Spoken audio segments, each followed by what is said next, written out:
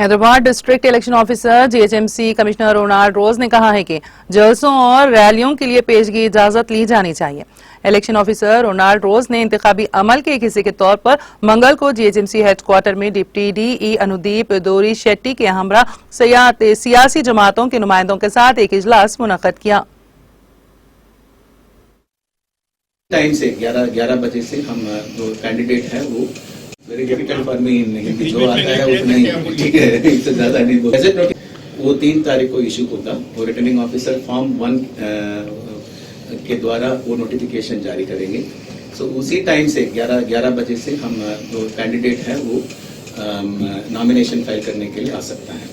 तो 3 तारीख से 10 तारीख तक नॉमिनेशन वो लोग लेंगे रिटर्निंग ऑफिसर।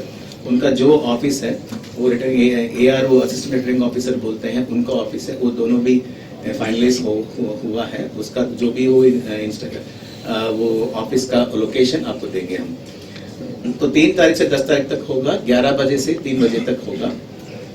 तो जो भी लोग हैं वो कैंडिडेट है, प्रोस्पेक्टिव कैंडिडेट, वो ऑनलाइन द्वारा भी वो नॉमिनेशन फाइल कर सकते हैं। अगर ऑनलाइन में वो फाइल करना है तो पहले ऑनलाइन में वो इंफॉर्मेशन डालने के बाद वो प्रेफरेबल डेट, एक डेट और 3 डेट और टाइम चुनेगा। वो चुन के वो रिटर्निंग ऑफिसर को भेजेगा। देन रिटर्निंग ऑफिसर वो टाइम देने के बाद ये लोग फिजिकल फॉर्म लेके उनको सबमिट करना है। वो नॉमिनेशन के एरिया से थोड़ा सा सेक्शन 144 भी लगा है सीपी साहब ने। 100 मीटर्स के अंदर सिर्फ 3 व्हीकल अलाउ किया जाता है। उस 3 व्हीकल में भी 5 लोगों को अंदर आने देंगे रिटर्निंग ऑफिसर चेंबर पे। और रिटर्निंग ऑफिसर चेंबर के अंदर 360 डिग्री CCTV रिकॉर्डिंग भी होगा और वीडियोग्राफर भी होगा। सो जो भी वो अंदर चल रहा है वो 100% वीडियोग्राफी प्लस रिकॉर्डिंग भी रहता है।